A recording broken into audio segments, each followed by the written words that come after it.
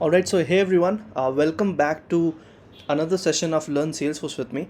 And in this video, we'll be specifically talking about 15 formula functions, right? So in this 15 formula functions, what we'll try to do is we'll try to go function by function, and we'll try to understand where can these functions be used, and what could be the use case where we could actually go ahead and use this formula function, right? So I don't have anything pre-documented for you in this video. What we'll be doing is we'll be doing hit and trial, and we'll be doing this together. We'll be understanding each function, and we'll try to see what could be the possible use cases or where we could use it as a function in formulas. All right, so let's get started. The first function that we want to talk about is month, right? So the name suggests that this would probably return me the month of a particular year, or something like that, but let's take a look on the Salesforce side of it.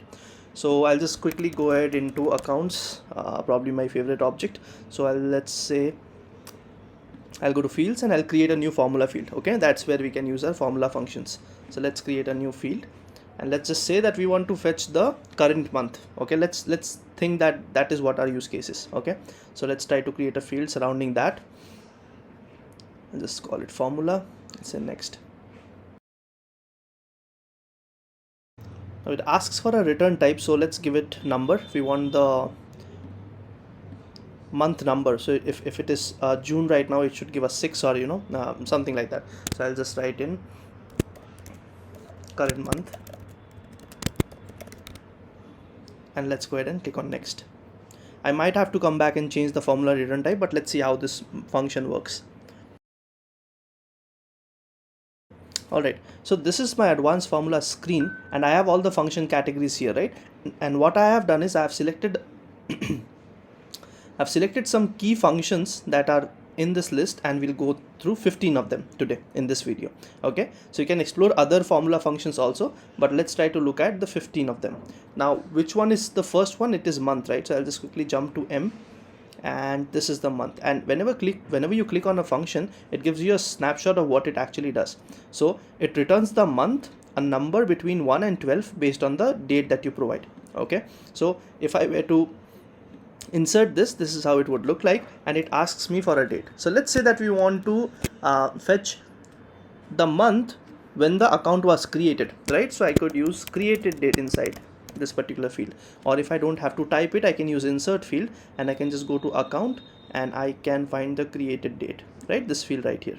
So this should give me which month that the record was created in. Let's quickly check syntax.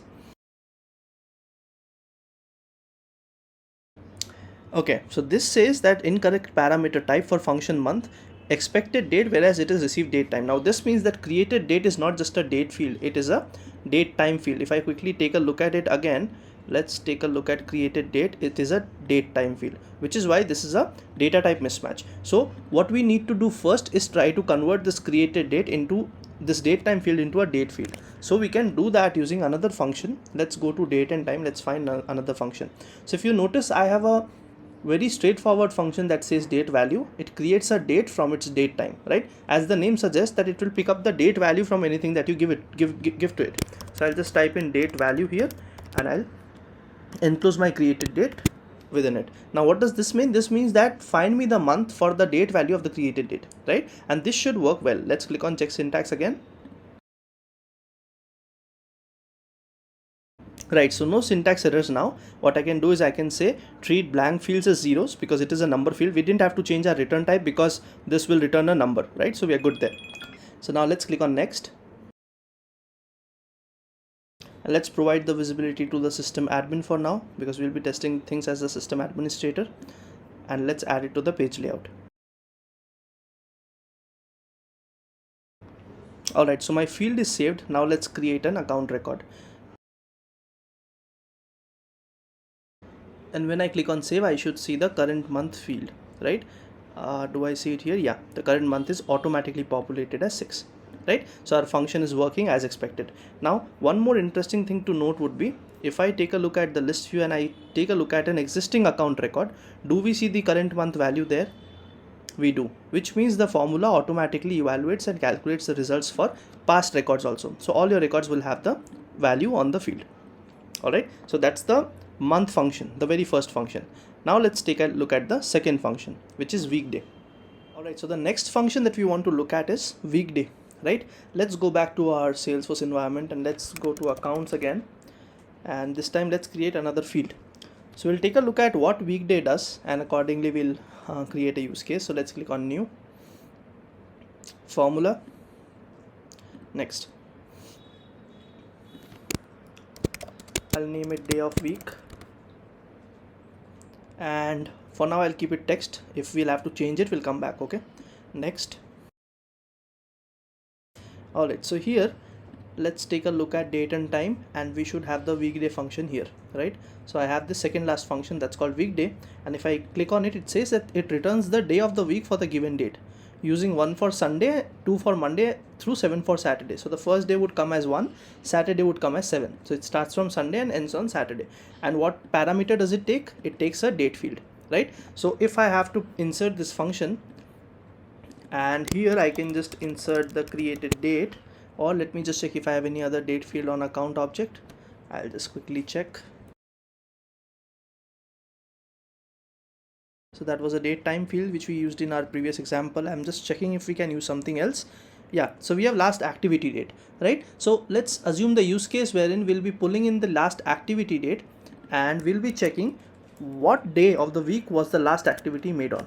Okay, so this should evaluate our function and return the last activity date based on the date, and it should give us a number 1 to 7, right? And since this is a number, I believe, so this might not let me create a text, but let's see. Let's click on check syntax first of all. So this says that the result is of data type number, and we have taken data type as text in the previous screen, right? So either I can go back and convert it to number, which is the ideal thing to do, but if I have to learn one more function internally, what I can do is I can just say text. So I have a function that's called text, and I can use it from this text function, I believe, which takes in any value and just converts the internal value to a text format. Okay, and now if I click on check syntax, what this will do is this will return the numbers from 1 to 7, but in string format in the field, because the return type is text. All right, so what we are doing is we are parallelly learning multiple functions, not just the functions that we are working on, but we are also learning additional functions. So this looks good and no syntax errors here, and what I'll say is I'll say treat blank fields as zeros, which is fine, and I'll click on next. Right, let's go ahead and try to create an account record.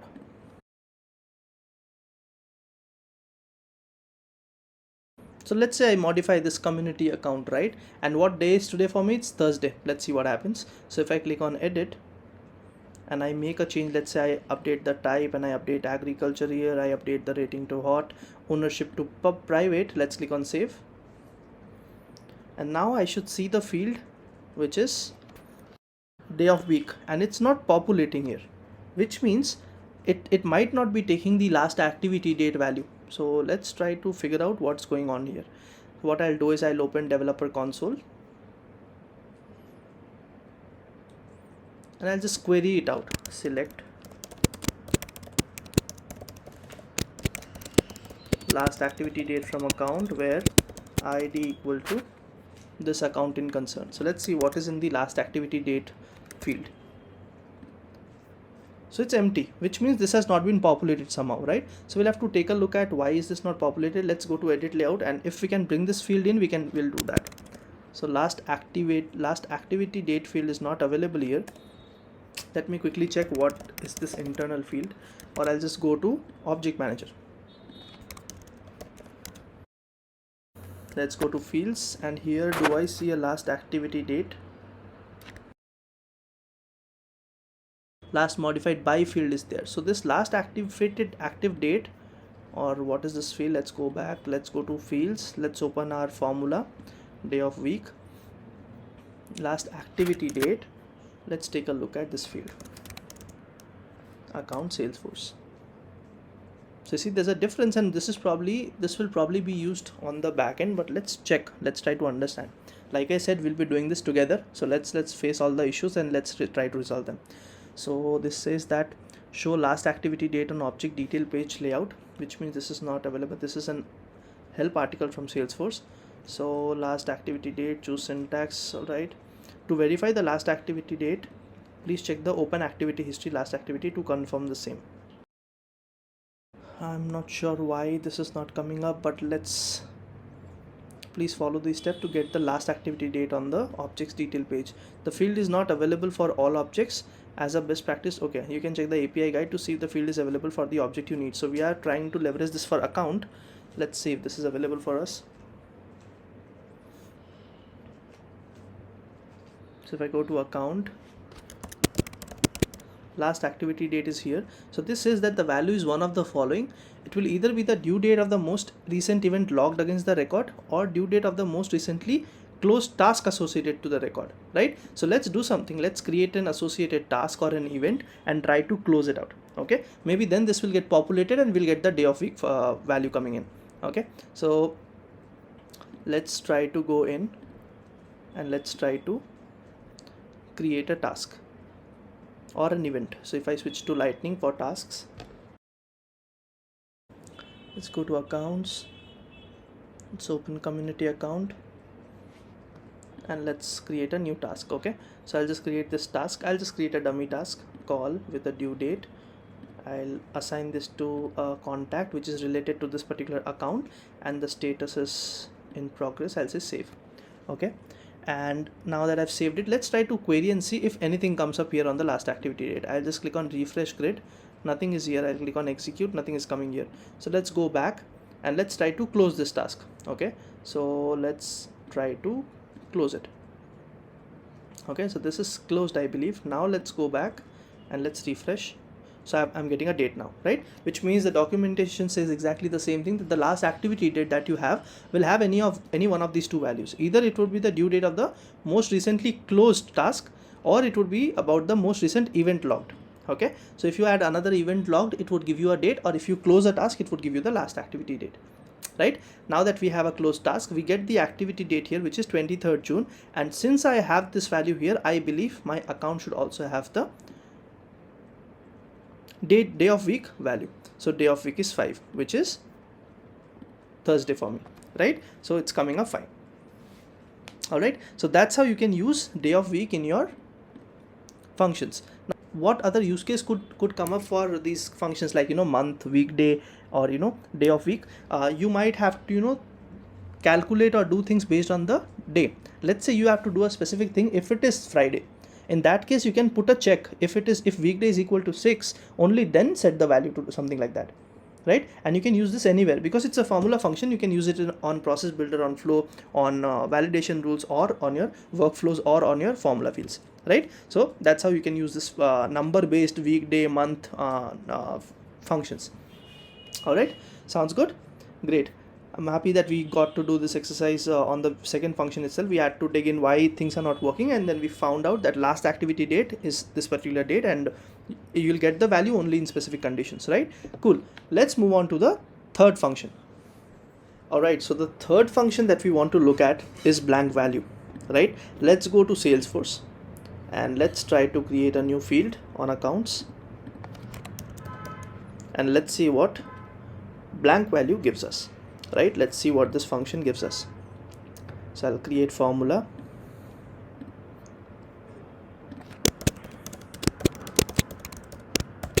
right? I'll just give this name check if blank, and I'll just put it as a checkbox boolean field, right? True or false.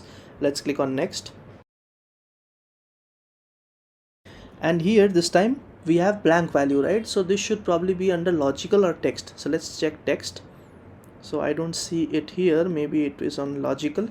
Yeah, it's in the logical. So blank value says that you put an expression and you put a substitute expression.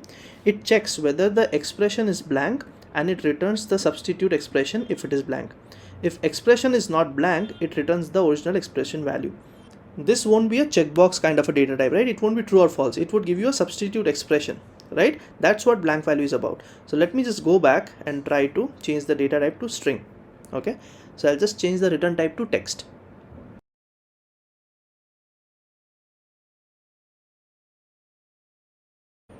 Let me quickly open accounts here and let's see if we can create a use case. So if I go to community account, and let's say our use case is that if ticker symbol, if the ticker symbol has the keyword SYMB, in that case replace it with symbol.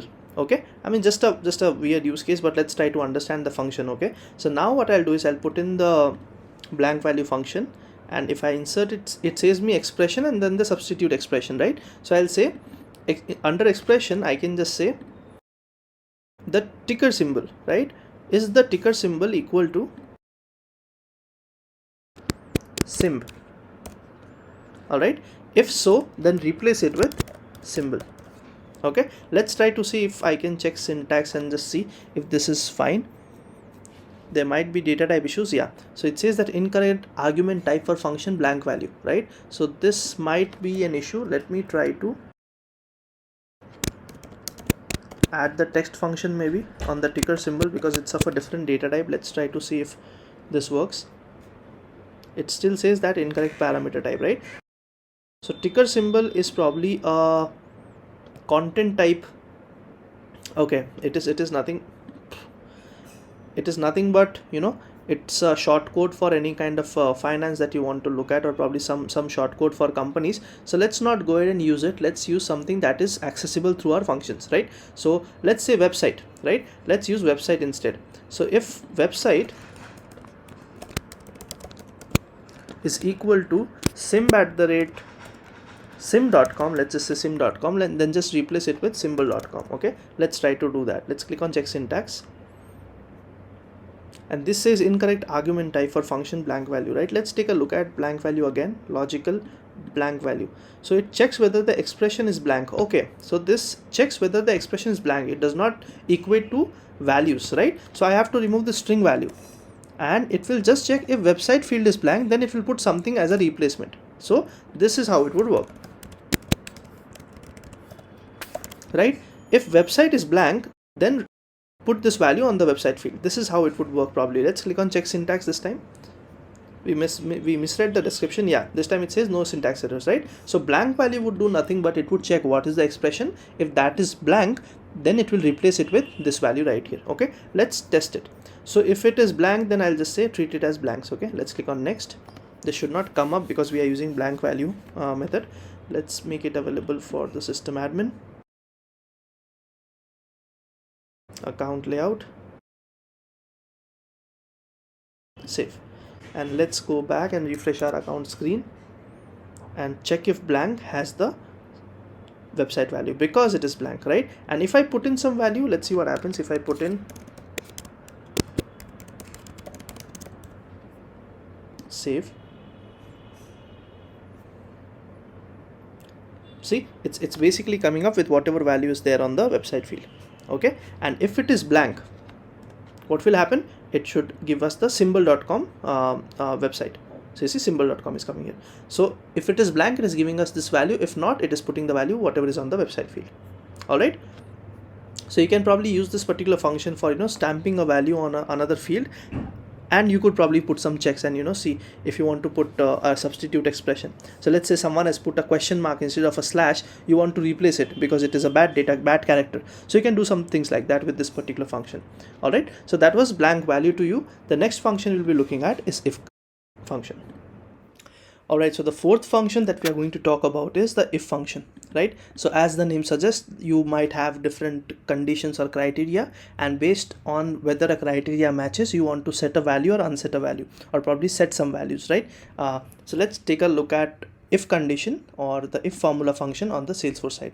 So let's assume a use case that, you know, if the type is prospect, the ownership is private, and the industry is agriculture, the annual revenue be set as $50,000. Okay, this should be the formula, right? And we won't be able to use the current field because we'll be creating a custom field. So let's create a custom revenue field, and what we'll do is, if these three conditions meet, that the type is prospect, the ownership is private, and the industry is agriculture, the revenue field, our custom field, will be populated as $50,000. Okay, so let's go ahead and create a new field.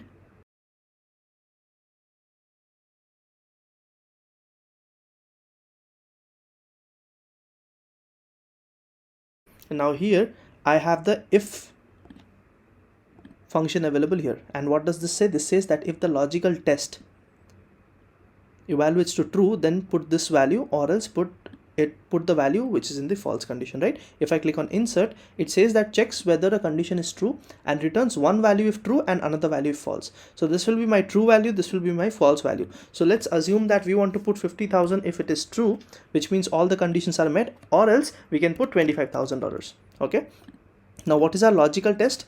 Let's take a look at our use case that we have three conditions, that the type is prospect, ownership is private, and industry is agriculture. So let's quickly type it out in English here.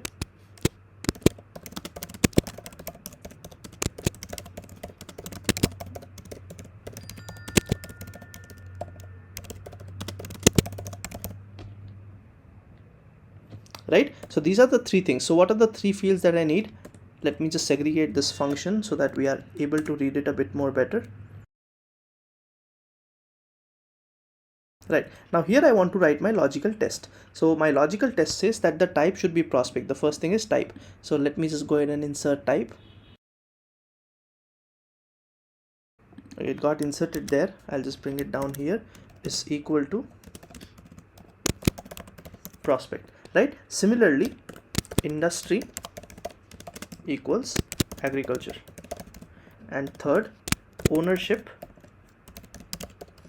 equals private, right? So these are my three conditions, and if all these three conditions satisfy to true, only then I should be able to set it at 50,000, which means I have to club them all together. So what I can do is I can use the AND operator. If you take a look at the logical functions, I have this AND function available, checks whether all the arguments are true and returns true if all arguments are true, right? So what I can do is I can club my three conditions and wrap it around through a AND condition. Now this says if all the three conditions are met, then set it as 50,000, or else set it as $25,000.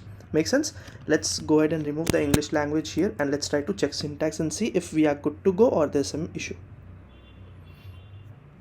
So it says that field type is a picklist field, and picklist fields are only supported in certain functions. Now here the problem is, since I have already had this issue, I can tell you what the problem is. What we are trying to do is we are trying to use these fields, right? If you take a look at the type field,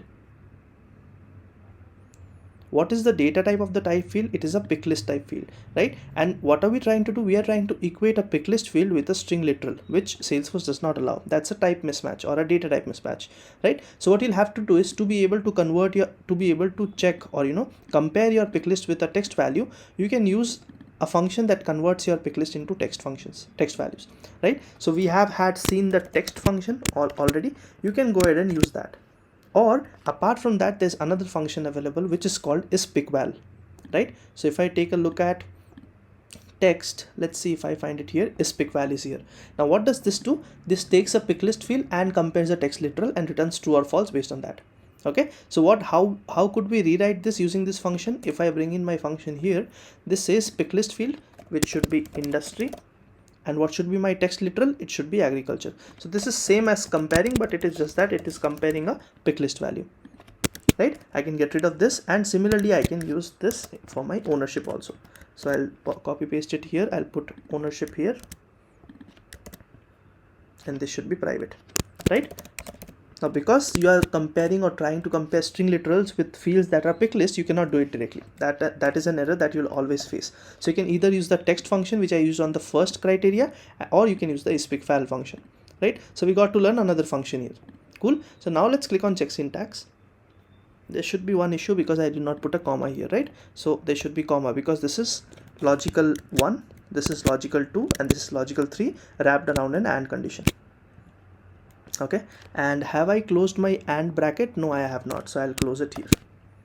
All right, let's click on check syntax now. No syntax errors, which means we are good to go. And should we treat blank fields as zeros or blanks? I'll say blanks. Okay, it should be 0 because we are setting a number field value, right? So it should be 0, not a blank field. Let's click on next and try to test this out.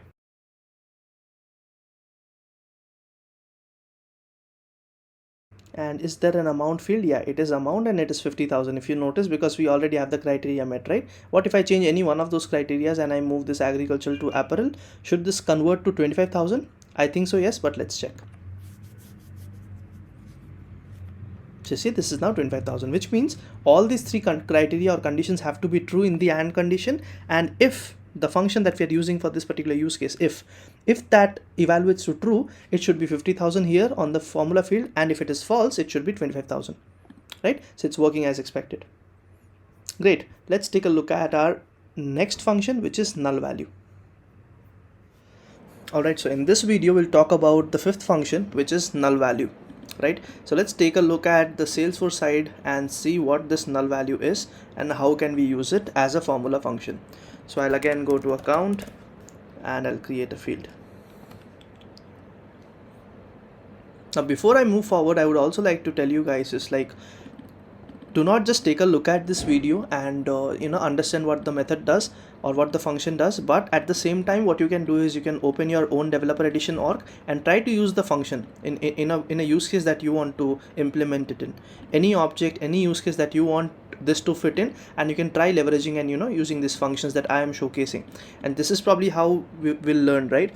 We'll make mistakes, we'll understand there are errors in the formula function, and we'll try to rectify, we'll try to debug the issues, we'll try to figure out what is in the documentation, and then we'll finally reach a point where we will understand, okay, this is how we can use the function, right? So let's go ahead and use null value now. So I'll create a new formula field. The name suggests that null value, and based on my current experience or whatever we learned from blank value, this might say that if the value in the expression is null, it will give me a substitute text, right? That could be it. So let's go ahead and try to create a formula which is of the return type text.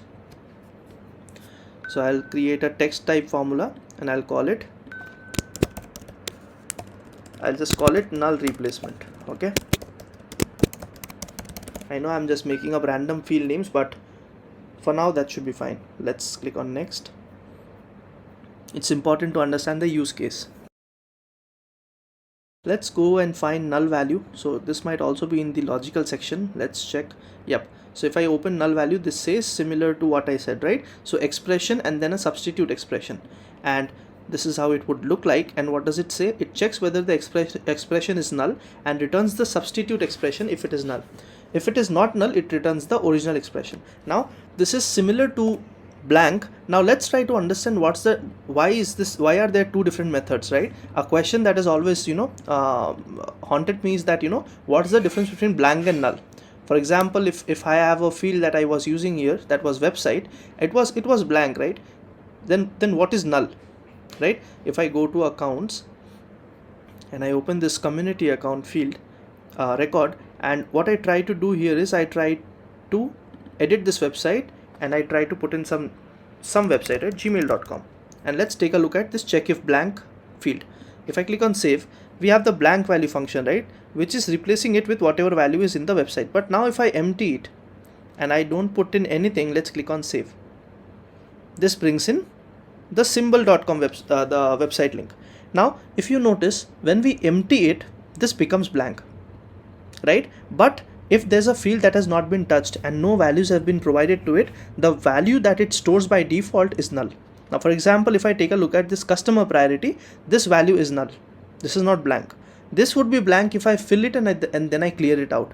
Then it would be holding a blank value, right? So that's how you can distinguish blank versus null, right? Something that you have not touched and you have not made any updates to or cleared out will be null.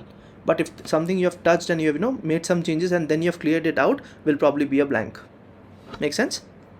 Cool. What we can also do is, since we are learning together, let's take a look at blank versus null Salesforce, right? So let's take a look at any article that probably gives us. Let's go to the developer Salesforce guide only, right? So it says that use is blank instead of is null in new formulas. Is blank has the same functionality. Okay, cool. So this says that is blank has the same functionality as is null but also supports text fields. Salesforce will continue to support is null, so you do not need to change any existing formulas. So this is saying us that it's pretty much same. Let's take a look at this documentation here. So this is just an article wherein people are talking about. Let's take a look at this. So is blank should be used instead of the legacy is null, the biggest difference having to do with text fields. So okay, so what I said might not be entirely true. So what I see here and read here is that is blank, similar to what we read on the documentation, is that is blank should be used and is the one that Salesforce is also promoting, right? And it is exactly similar to is null, but the only difference being is that is blank also supports text fields, right? So if you have to check text fields, then isBlank will also, you know, help you check it. But if you use isNull, it might not help you check text fields with isNullValue. Okay, so let's go ahead and try to use the NULLVALUE function. This was isBlank and isNull, I understand, but you know, this is similar to BLANKVALUE and NULLVALUE also. Like the BLANKVALUE and NULLVALUE would also be the same definition. So looks like we can use them interchangeably. It's just that if you want to use text fields and you want to check on text fields, you'll have to use the BLANKVALUE. You cannot use the NULLVALUE. Okay, what you guys can do is you can take a use case with a phone field or a number field or a date field and a text field and check how NULLVALUE and BLANKVALUE behaves, right? That would be a good assignment to try. Alright, so now let's try NULLVALUE, and let me just insert a random field again. I'll just put in site. Now let's see if this works, right? Because I'm taking a text field. So if site is null, then replace it with dummy site. Let's check. Let's treat blank fields as blanks. This is perfectly fine. Let's click on next.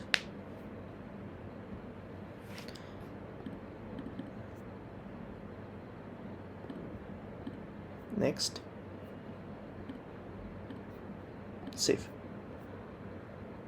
Now let's refresh our record. And so this is the account site field that we have, right? And what is the other field that we created? We created null replacement. See, this is blank. There's nothing coming up here. And if I put in something and save it, so this populates as not null. Now, if you notice, our second use case did not work really, which means the NULLVALUE part did not work. So if I open my null replacement formula, it says that if it is null, then you should be populating dummy site to it, but it did not populate, right? Because formulas automatically evaluate and set the values. We have seen that earlier, but this did not come here. It was blank, which means whatever we read was true, and the text fields do not support the null function, right? It might be BLANKVALUE is what we need to try. But now let's go ahead and try something, and let's try to evaluate a field that is not a text field. Maybe then it should work. Let's check that out. So if I insert field and let's say I go for something that's not text, number, right? So amount is an amount. Okay, this might be our field. Let's take a look at something else. Employees, right? This is a number field. Let's take a look at this. So if number of employees is null, then put dummy site, or else put whatever values in the number of employees field, right? Let's click on check syntax and let's see what happens. This might give us a mismatch error. Yeah, I knew that, because what we have done is we have given a number field here, right? And what we are trying to say is that, you know, if it is a number field, then put the number value there. If it is null, then put dummy site. But the problem is that number of employees is of data type number, and it should be receiving a number on the other end also, or else it will fail, because this is a mismatch, right? So what I need to do is I need to give them a number value. So let's try to do that. If I say that, you know, number of employees by default should be 10, or else whatever the number of employees are mentioned, keep that. Okay, let's try to check syntax now. What happens? Still throws me an error. Why? Because the return type of my formula is text. So first level, this was the error because these two had a mismatch. And now what will this particular expression return? This will return a number, right? But it should not be a number, it should be a text. So what can we do? We can either go back and change the data type, or we can use the text function like we have already learned, right? Let's try to use the text function. Let's click on check syntax, and this time we are good. Let's treat blank fields as blanks and click on save. Now let's go ahead and refresh our page, and now let me try this out. Okay, now if you notice, account site, okay, where is my employees field? We changed it to employees, right? So you see, employees does not have a value, which means it's holding null, and which is why you see a null replacement of 10. Now this is working, which means BLANKVALUE is the deal to go with when you are using text fields, whereas NULLVALUE can help you with every other data type. Okay, and a better way to use collectively or inclusively for any and every data type would be to use the blank functions, isBlank, BLANKVALUE, instead of using the null functions, because even Salesforce is promoting that, and that works for all data types. Make sense? Cool. So we learned about NULLVALUE here. Let's take a look at our sixth function, that is round. Alright, so in this video we'll talk about the sixth function, that is round. right? So round, as we all know, is a mathematical function, and this kind of rounds off your number. So let's take a look at what it does on Salesforce. So I'll just go to account fields and create a new field for you. Let's click on new, formula,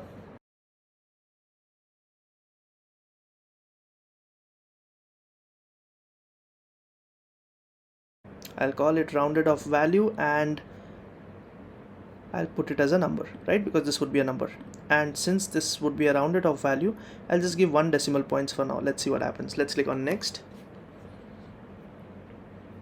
Now here I want to round off a value, right? So round is a mathematical function. If I go to math, I should see all the mathematical functions, but here I should also see the round function. What does this do? This takes a number and it asks you for how many digits do you want to round it to, right? So let's insert this function, and here instead of the number, let's put a number field.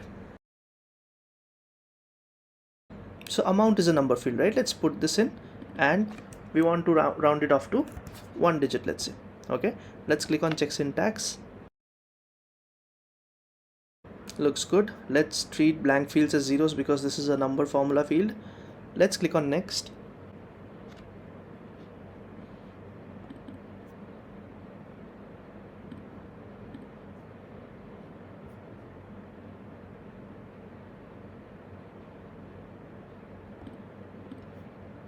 Save. Let's refresh our community account, and here we should have a rounded off number field, right? Where does that rounded off value is? This one right here. So if you notice, the amount is 25,000 and this is rounded off to 1 decimal point, right? Now let's try to change this value right here. Okay, so to be able to do that, since this is a formula field itself and it's helping another formula, let's try to make changes to its parent field, like that decision that we were taking, right? So let's go and check. First of all, the amount field is a formula field, but the decimal places here are 0. So first of all, let's add some decimal places. Okay, so let's add 3 decimal places maybe. Okay, and here if the type is prospect, industry is agriculture, ownership is private, then put it 50,000.525 or else 25,000.353. okay, let's try to save this. Let's see. So my formula is modified and it is accepting decimal places now. Let's click on refresh, and now if you notice, the number value on the amount field is 25,000.353, which is rounded off to 1 decimal point, 25,000.4, right? So this is how your rounded number would work. Now this does not really come in handy at places, but I just wanted to put forward a math function because most of the mathematical functions are available on formulas, and this could be a use case wherein you want to work with multiple currencies in your org, or just a single currency conversion, and you want to store probably 2 to 3 digits of the data, right? The 2 to 3 decimal points of data, right? In currency related world. So you want to change something from USD to INR, or SGD to INR, or USD to some pound, sterling pound. You might have to keep some decimal points and not whole values, or not exact values. So that is where you can use the round function, right? So that's probably one use case that I can give you for the round function. Cool. Let's take a look at the geolocation function that's next. Alright, so in this video we'll try to understand geolocation as a formula function, right? This might have limited use cases, but as the name suggests, anytime you have anything related to address or latitude, longitude, you might need to use this particular function to get your address, right? So let's take a look at what this function looks like and how to use it. I have never used geolocation as a formula function in my real-time career as of now, but let's see how it looks like. Let's go to accounts and let's create a new field. And I'm not sure what would be the return type of a geolocation formula based field, but let's try to figure that out. So I'll just create a formula, next, and I'll just choose text here. I don't see anything relating to geolocation or location at least, so I'll just give it a name, location, and let's click on next. So here we have geolocation, which should be probably in date time. I'm not sure. Let's see. It's not here. Let's take a look at logical. It's not here in logical. It should be in math. Let's see. Yeah, geolocation is in the math section. So it says that you take two parameters, latitude and longitude, and it returns a location based on that provided latitude and longitude, right? So which means it will provide a location. So let's try to insert this function here, and let's put lat and long values, right? So lat and long values, let's pick in some random lat and long, right?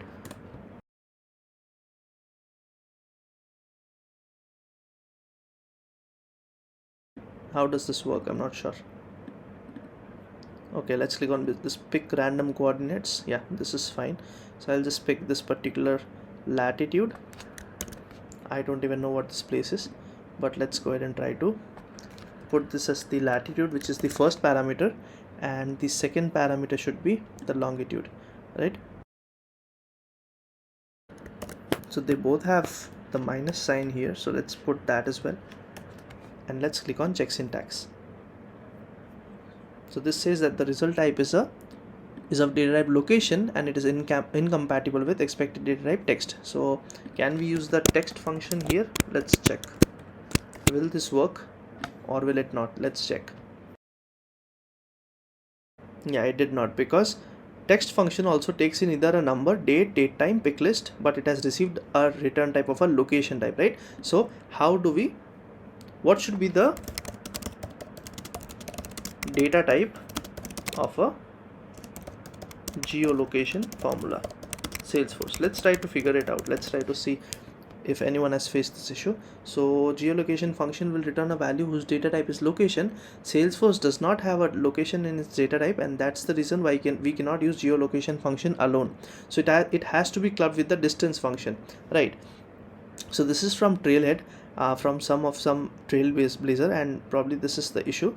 Like geolocation, there's no return type on a formula function, right? As we noticed, we don't have anything for location, so we'll have to use it with distance, right? So let's take a look at this distance method. Where is it? So distance should be here. Yeah, this is right here, and it takes a location and unit. So it says that it returns the distance between two locations using the provided unit, which means it goes to say that geolocation cannot be used single-handedly as a formula function. You cannot do that, because location type is not a standard or a primitive data type, and you cannot simply create a formula function of a location data type, right? And if you try to convert it into anything, even that won't work, because the expected parameters won't be location. So we are bound by the limitation of this particular formula. We cannot use it single-handedly, which means we'll have to club it, and we'll probably have to change our use case just to understand how this works, right? So I'll just get rid of the text function here, and let's see if I have distance function here. I do not have it, right? So that means another function we'll learn. So what does this say? That you take two locations and then put the unit, right? So if we are not sure about anything, we can use this help link here, okay? But let's go ahead and try it out from our side. Let's click on insert, and now here this is the distance, and what should be my first location? This location right here. And what should be my second location? This location right here without the negative sign. Okay, I'm just making things up here. And unit, I'm not sure, but let's put km, okay, for kilometers. Let's click on check syntax and see what happens. Okay, I'll have to get rid of this particular geolocation function, and let's click on this check syntax now. So this says that km does not exist, which means it probably needs a string, it within a string literal, as a string literal. So let's click on check syntax now as km within single quotes. This probably should be accepted, but let's see. Yeah, so this is saying that the formula result is of data type number. So this will return a number, right? Because the distance is in kilometers, and that would be a number. But we have chosen a text type location field, right, with the return type. So what I can do is I can convert this number into text for now. As always, our workaround to any data type is to convert it to text, and I'll just click on next. This time it should work fine. Let's see. Yeah, it went through, which means that the syntax is correct. Now let's go to system administrator and check it out here. Next, account layout, click on save. Right now, if I were to go to my account record, it should populate, with this particular location. Let's see.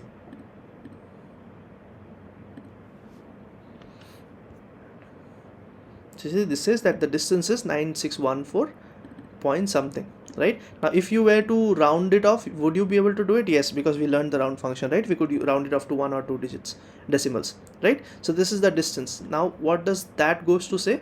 That says that, you know, we cannot use the geolocation field single-handedly. We'll have to club it with the distance field and try to use it in a formula. Okay, and what could be another use case, or what could be a relevant use case for this function?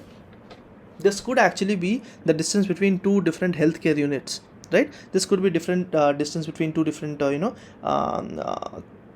call centers, right? In any kind of organization or any kind of entity that exists on the planet Earth might need to calculate a distance from a particular center. So let's say, for example, there are hospitals in the world, right? And let's say there's a blood bank A, and we need to check what is the distance between this hospital and that blood bank. Then this particular, you know, geolocation field might come in handy. That would give us the exact distance, right? Not a rough estimate, but the exact distance. Why? Because we have the latitude and longitude of both the locations, and that would give us an exact value, not an approximate value, right? That could be one of the use cases. So this was about geolocation. Let's take a look at our next field function, that is CASESAFEID. This is CASESAFEID, right? Let's take a look at that.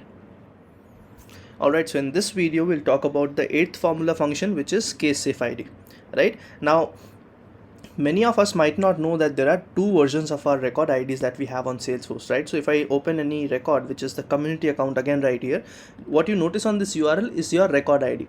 This is nothing but a unique identifier for every record that is there in the system, right? And this has a specific format. The first three characters represent the object, the second two represent the point of development, this 0, the sixth, or you know, probably the sixth, yeah, the sixth character is a reserve character, and then what you have here is the record ID or the index ID, right? But this is a 15-digit version ID. There are also 18-digit version IDs. Now if I take you to developer console, and if I try to query this same record, right, and I put an ID here, let's click on execute. This gives me an ID, but this is an 18-digit ID, right? If you notice, there are 3 extra characters AAI which are not present here, right? Now this 15-digit ID is a case sensitive ID. I'll show you why. If I just change this U to a small u and press enter, this says that the data is not available, right? So this is a case sensitive ID, whereas this ID right here is case insensitive, right? I can pick this up and this should open the same account even though it is 18 digits. So Salesforce tracks this case sensitivity through these 3 extra characters by using the checksum, right? That's why if you notice, these 3 characters have been added, but it still opens the same record, right? So to be able to work on case sensitive versus insensitive IDs or record IDs, which are mostly, you know, used during exports of reports, and you want case insensitive record IDs, you can use the function that's called CASESAFEID, right? You don't have to use the 15-digit version, you can use the 18-digit version. And to be able to do that, we go for this function that's right here, CASESAFEID. Okay, so I'll go to setup and I'll create a new formula. Let's assume that we want the record IDs, the CASESAFE IDs for all our account records. Okay, let's go to accounts and let's create a new field, and this would be a ID, so I'll just keep it a text field. Okay, let's check. Let's click on next. I'll say CASESAFE ID. Okay, and I'll just name this text next, right? And let's check, this should be either in logical, probably. Let's check if it is in logical. No, it is not here. What about advanced? It's not here as well. Let's take a look at text. Yeah, it's here in the text section. So you see, this says that it converts a 15-digit character ID into a case insensitive 18 character ID, right? If I insert this function, we don't even need to change this, because this is our field that we want. This is our field that we want to modify, right? The ID field. So we can just click on check syntax and go ahead. So no errors. Treat blank fields as blanks. Next. Let me just do the same thing. System admin, next. Right, we have the field here. Let's open a account record. Let's duplicate app launcher, account record, community account again, and let's take a look at the CASESAFE ID.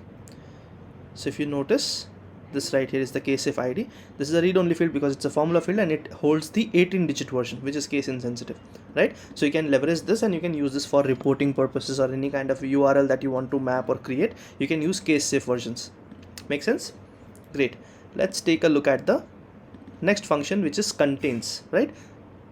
Okay, so the next function that we are looking at is contains, right? This is our 9th function, and let's understand what contains does, or how does it work, or what could be the use cases we could look at. So let's go ahead and try to create a new field and see what comes up, and then we'll prepare our use case like we have been doing, right? So let's click on new, and I'll just name this formula field any random thing.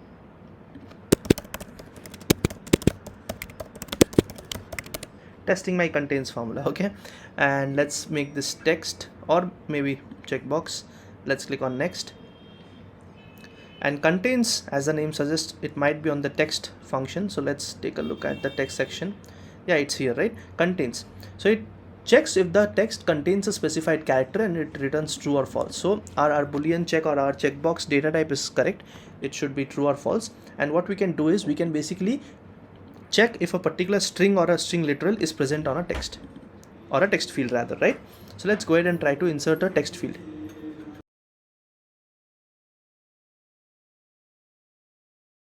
So I have the account site, right? Let's click on insert, and that's just the field, but I want to insert the contains method, right? So contains.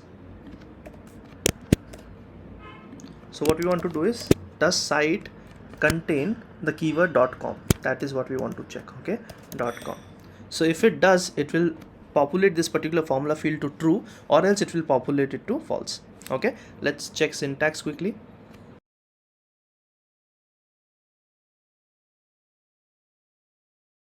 And let's treat blank fields as blanks. Let's click on next.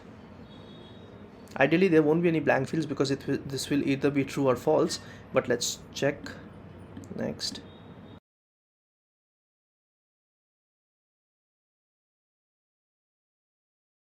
Let's refresh and let's see. So where is our field? I don't even see my field. Do you guys see it? Testing my contains formula here, right? This is false right now. And why is that so? Let's check the site field. Where is our site field? This is our site field, right? So this is not null. Let's check. Let's put something like, save it, and this is true now, right? So it was false because it did not contain the .com keyword, but now that it does, it's showing us the checkbox is true. Let me just go ahead and remove the .com or just put a extra keyword here, and let's see. Save.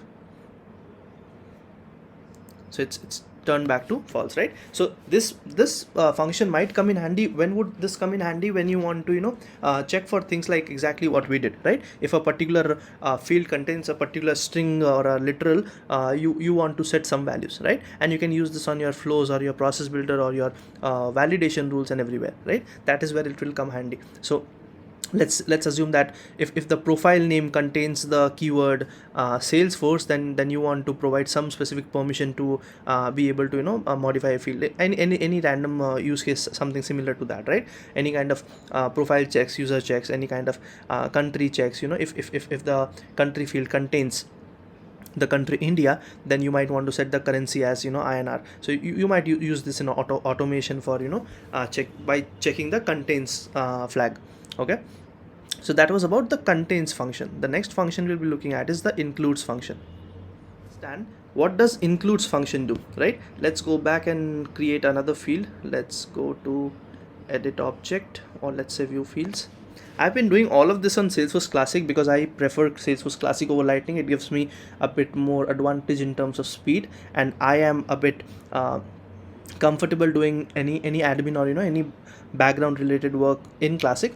But you can very well do the same thing on Lightning. It's just that the UI would be different, and I feel it is a bit slow because it takes a bit of time to load, okay? But all of it is exactly how it is in Classic, the same way you'll find it in Lightning, okay? Let's go ahead and create a new field, and this time we'll be understanding the function includes, okay? Let's click on formula.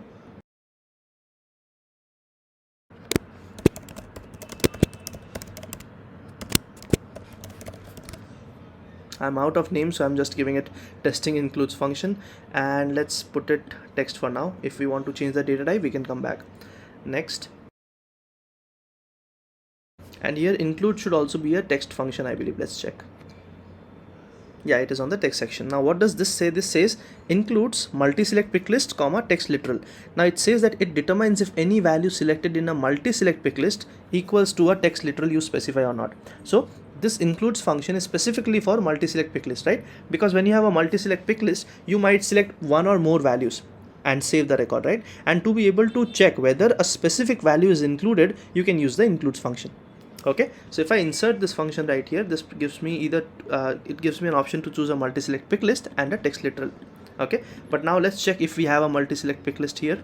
I don't believe we have anything as multi-select on the account level, but I'll quickly check.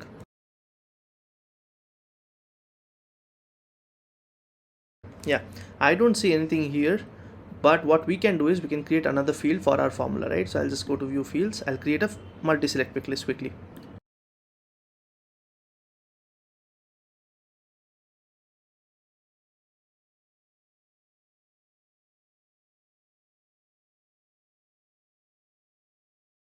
Alright, so I have a multi-select field. Let's click on insert field. I believe I have to refresh this page because I just created a new field. Let's check. So I'll just insert the includes function again.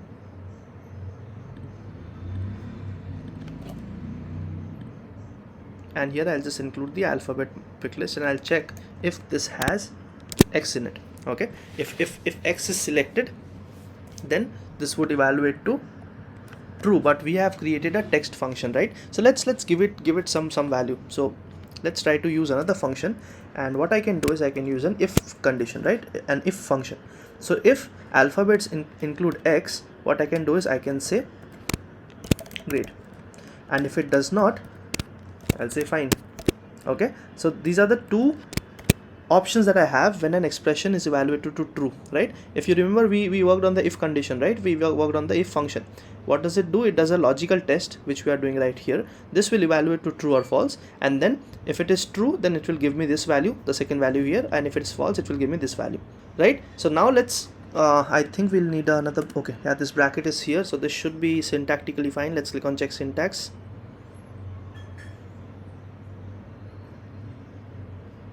Yeah, this looks good, right? So what we have done is we have used two functions. One is the if condition and the other one is the includes, right? So if our alphabet multi-select would include X, this will be populated as great, or else it will be fine, right? Let's click on next.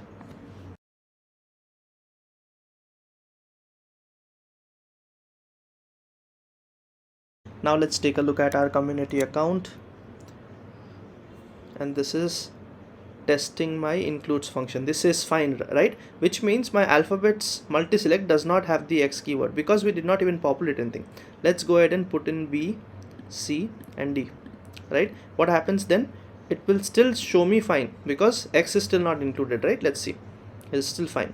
Okay, and if I go ahead and try to add in X here and say okay and save, this is great, right? Which means the includes function is working as expected. And if you notice, we were able to set a text value, not just the boolean return true or false. You can also set text value. So this comes in handy as a function that can be used or clubbed with another functions, right? That is how you'll be using your formula functions. You'll need multiple of them in a single time. So if you're writing a validation rule that if this particular multi-select pick list contains this value and this is the current profile, then throw this error. So in that case, you'll need the if condition, you'll need the and condition, and you'll want to throw the error, right? So you'll use multiple formula functions, but I hope you're getting the gist and idea of how we can leverage these functions, right? These are all available out of the box from Salesforce, and we can use them for different purposes. So if you notice, this one right here was specifically for multi-select pick list. Okay, this one CASESAFEID was specifically for record IDs. Geolocation was specifically for location or distance based calculations, right? We understood null value may or may not be used because we have blank value, but if you want to use anything apart from text, you can go with null value, right? Then we had date time related functions, which is month and weekday.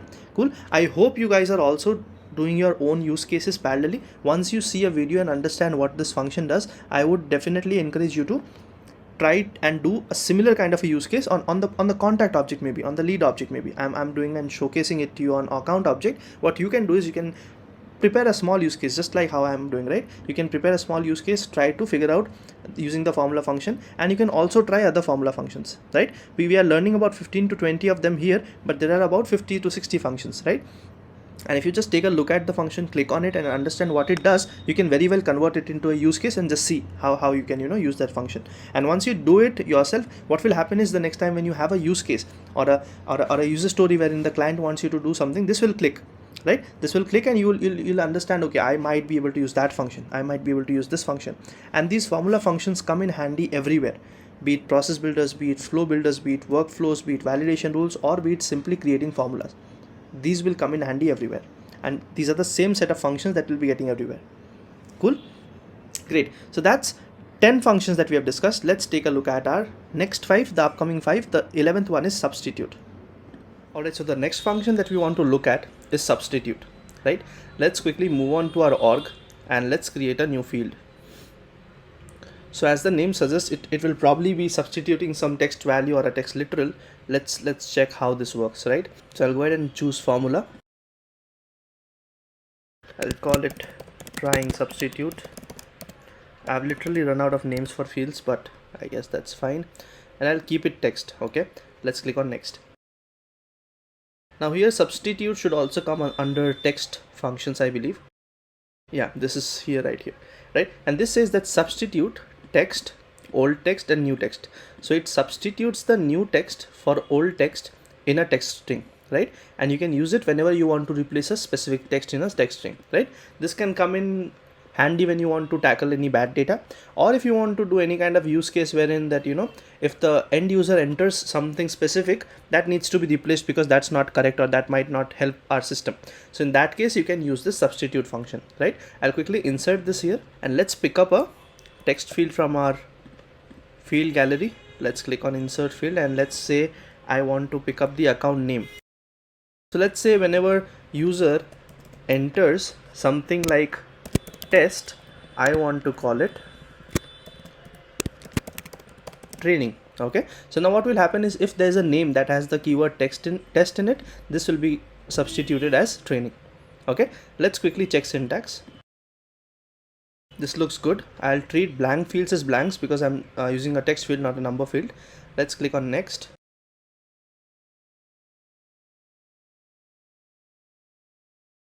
So let's now test it. So if I go to community account, let's refresh because we have a new field and I should have a field that's called trying substitute, right? So trying substitute is currently holding the same name as community account because there's no test keyword on it. Let us go ahead and try to modify it and just say community test account and save it. Let's see what happens. So when I save this, it says community training account, right? So our specific string literal has been substituted with a string literal that we wanted, right? That's probably it about substitute. Nothing fancy, nothing serious. It might come in handy when you want to replace anything specific from your text strings, be it any text field. Alright, so that's about substitute. The next function that we'll be looking at is the trim function. So the 12th function that we have is the trim function, right? So trim, as the name suggests, might be trimming off something from somewhere. Let's take a look at what it does, right? Let's click on new and let's create a new formula field. And this time we'll be using the function trim. I'll just call it trimmed result and I'll just say text, right? Let's click on next. And this again should be a text function, I believe. Let's check it, text, and if I scroll down, trim is here, right? So it says that it removes all the spaces from a text except for single spaces between words. Now this means if I write something like Himanshu space Maheshwari, right, this space will stay as is, this won't be trimmed. But if I write something like this, if I have 2 or 3 spaces around it, this will be trimmed. Okay, so this comes in handy when you want to escape any bad data and you want to escape any kind of strings that people might have copy pasted with a space on it. So because this comes as a problem when you are comparing strings, and that creates a problem if you have just one extra character as a space. So that's why this trim function comes in handy and you can store the result without any extra spaces, right? Again, remember that the spaces between will stay as is, but they won't be there if they are on the side of it, or around it, right, left and right. So what I can do is I can just insert this function, and here I'll just put in name again, okay, and that should be it. Okay, so if I go ahead and click on next, I should be able to test it out.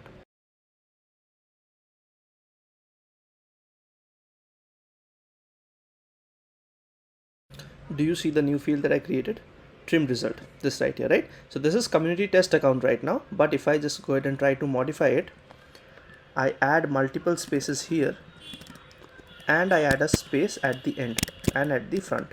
Okay, now let's try to save it, and let's see what happens. So now I have this trim result, and this does not have any extra spaces, right? Another interesting thing to note is that let's copy this and let's try to see if this is what it is. Let's go to a new sheet maybe.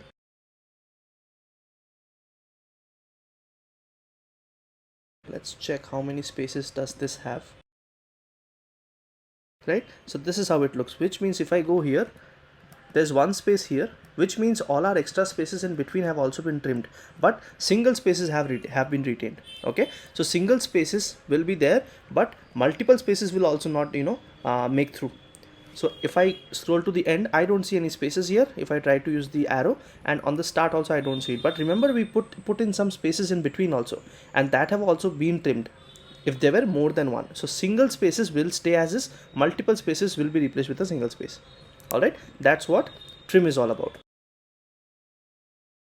Alright, now let's take a look at our next function, which is the begins function. So in this video, we'll talk about another formula function, that is begins formula function, right? Let's go ahead and try this out on our Salesforce org, and let's create a new field. And as the name suggests, I believe it will say that, if a specific text or a string starts with this particular keyword or, this particular character, then do something. It would be something like that. Begins with this. Let's put a checkbox. If it returns true or false, then we can use checkbox, and if it returns some text, then we can use data type text. Okay, we'll see. Let's click on next, and here begin should also be a text function, I believe. Let's check. Yeah, it is here. Okay, so here begins says text and a compare text. Now it says it checks if the text begins with a specified character, and if it does, it returns true or else false. Okay, now if you notice, this is not just a single character. You can compare a text string with it, right? So I can do something like begins my field, let's say name, and if it begins with, or let's say I go with site, and it begins with www. Okay, I can check this out, and this will give me true if this is a the site field begins with www, right? Where could this come in handy? If you want to validate if the website information that the user has provided is correct or not, right? If they start with a dot or directly through some other keyword, then this might not be a correct website, right? I mean, just another validation use case I'm saying, but you can check begins for these cases when you want to check if the starting characters have been put in the way they are supposed to put in. Okay, let's first quickly check if site is a text field, right? Because or else it won't allow me to use site. Yeah, this is a text field. Okay, let's go ahead and test it out.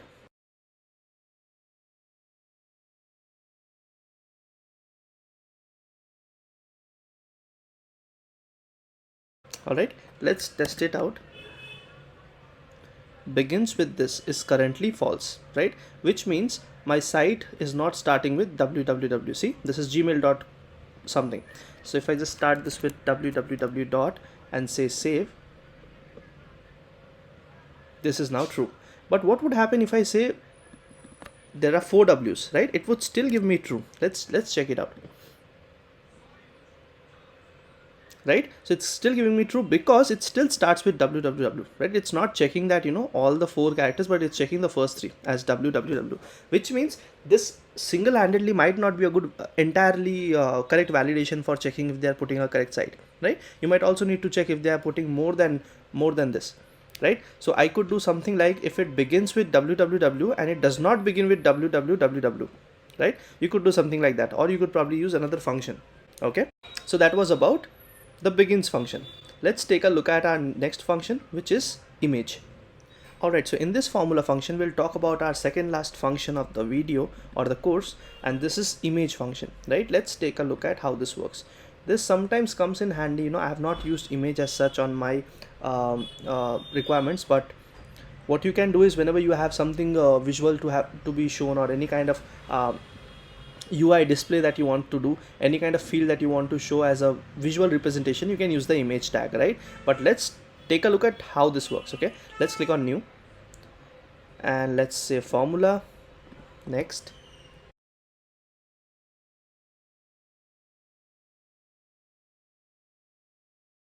and let's choose text. Okay, I'm not sure if this should be text. If it is a URL, I can go with text. Okay, let's click on next,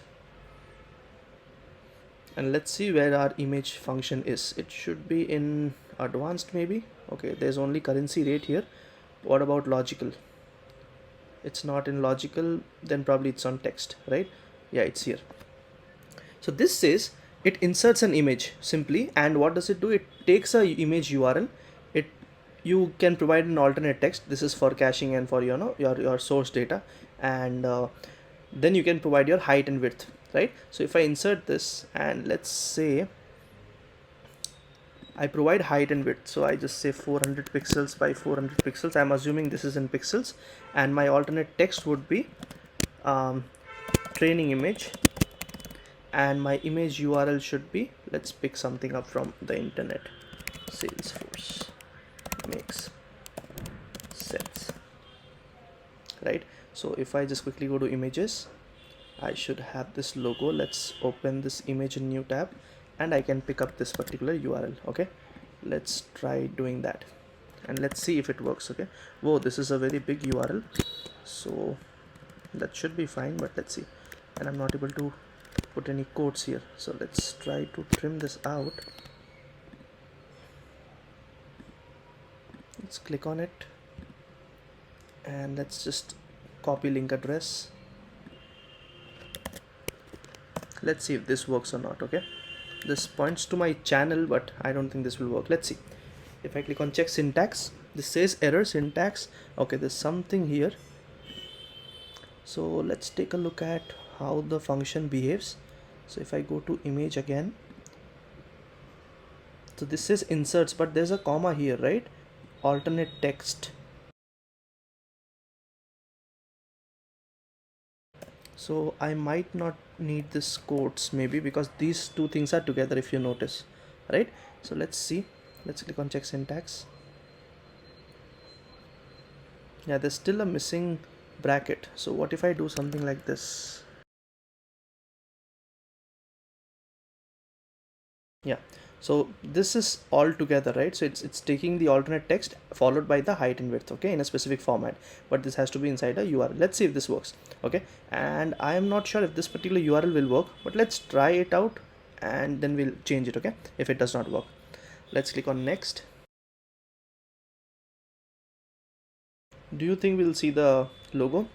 I don't think so, but let's check. If I refresh, and I have my image, but it's not loading up, right? So it's not loading up here, which means my URL is incorrect. Okay, let's go back and let's update my image, edit, and let's put something dummy test image.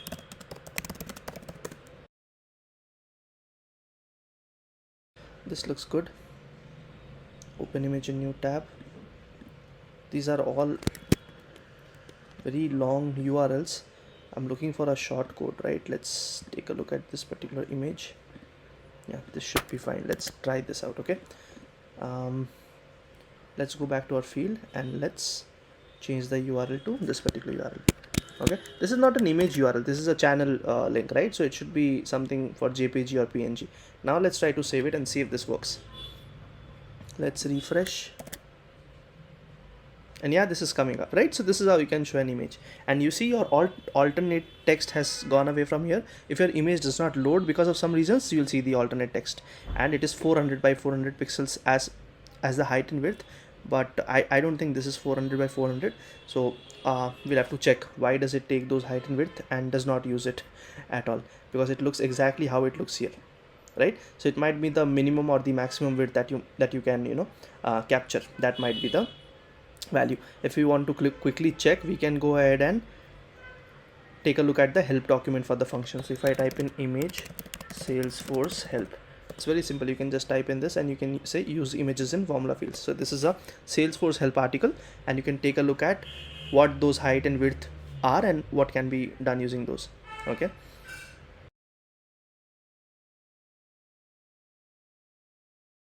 So I don't see anything specific on the height and field here, height and width here, but we can check that out. Okay, it should be available in the documentation. All right, so that was about the image function. The last function that we'll be talking about is the hyperlink function, right? How can you use a function to make clickable links on your UI for a specific field, right? That's an important use case that comes up quite often in real-time scenarios. So we'll take a look at the hyperlink function, the last one and the very next one. Right, so the very last function that we have is the hyperlink function. So let's go ahead and create a new field. I'll just go back here and stay on the account record, and let's create a formula, and this would be a hyperlink. Hyperlink would again be a text kind of function. So I'll just say hyperlinked value. Okay, and this should be text again. Let's click on next, and I have hyperlink here, right? So this says hyperlink of a URL, a friendly name followed by the target. Okay, so I'm not sure what this target means again. So you have this help on this function option available here. You can just open this on a new tab and just check how to use this particular function, right? So let's insert it here and let's check how this works. So you can always refer to Salesforce help articles, right? So I can just type in hyperlink. So this should give me hyperlink formula function, and I will be able to get some examples here that will help me understand, okay, this is how I can use it probably. Okay, so let's open this particular, right, and this says if you have formula custom fields that contain a hyperlink function, the server generates an HTML anchor for the link. Now for example, this is the function that you have written, which means, see, this is your URL, this is your, what's the second, this is the friendly name, and the third thing is nothing but the target, which means if you want to open it in the same tab, on a new tab, on a new window, that is what target means, right? It says self here, you can click, choose detail or blank, right? It generates an HTML output like this, so it creates an anchor tag link internally. That's what it does. Okay, and if you notice here, if your function does not contain a target attribute, it defaults to a value of target equal to blank, which means this will open in a new window. That is what it says, right? Cool, let's go ahead and use this hyperlink, and let's try to check this out. So I'll just say, let's open the home page only, right? This page right here. Let's try to open that, or let's try to open the account list view. Let's try to open the account list view. Let's see if we can do that. So this is how account list view looks, right? So I'll just take the relative URL and I can just paste it. If you want to open some other URL, you can write it from the beginning. If you want to use a URL that is relative to what you are currently in, or something on the Salesforce org itself, you can use the slash and you can start with the base URL, right? This basically means that everything before it is the base URL, right? And if you have to just open like youtube.com, you can just type in that entirely here and you can open that. Okay, cool. Let me try. I'll do both things and let's see how it works. And this I'll say is account list view is the friendly name, and it should open on self. That should be fine, or I can just choose blank, right? This will open in a new window. Cool. Let's treat blank fields as blanks and say next. Cool, so our field is saved. Let's try to test it. So if I go to community test account, I should see a hyperlink available for me. This right here, see, the friendly name is coming up, account list view. If I click on it, this should it opens up in a new tab and it opens the same URL that I have given it. Right now, what if I want to open something very different and something not inside Salesforce? So let's see if I can open my account, my YouTube channel. Let's try to do that. So if I go ahead and take a look at my channel, this should open up fine, right? Let's see. Let's go ahead and update our hyperlinked value, and this time the URL will not be a relative URL, it would be a static URL and outside of Salesforce, right? Let's try to see if that works. I'll just say check.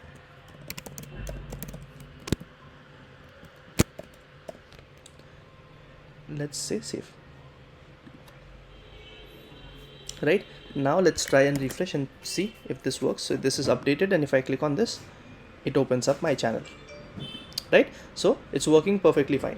And when could this come in handy, this function? This could come in handy when you want to refer to any record in the system, right? Any other record that might be related to this object, or maybe you have organizations in your system as accounts and contacts, and they have a personal website or an organization website.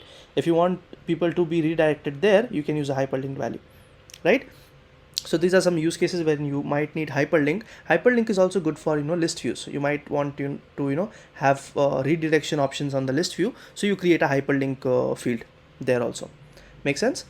Great. So that was about all the 15 formula functions that we had, and I hope you had fun trying them out yourself as well, and I hope I was able to make sense most of the time. And we did not just cover 15, but I believe we covered about 22 odd formula functions, and there are a lot many to be explored. And what you can do is similar to what I did, right? If you have to use a function, you can just click on it, understand what it does. If you need more details, you can click on the help section and you can take a look at an example and try it out yourself, right? What this does is this builds in confidence using these functions, and you will be able to decode a user story or a requirement, and you can understand how you can convert a requirement into being by using formula functions. And you can leverage this everywhere. Like I said, validation rules, workflow rules, formula fields, flow builder, process builder, everywhere you'll see the same kind of functions, right? So that wraps up this formula functions course, and I hope you had a great time.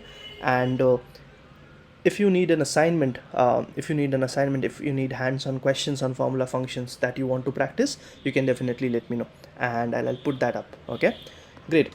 This ends my course right here. So until then, thank you so much for being patient with me, and I'll see you in the next lecture. Thank you. Bye.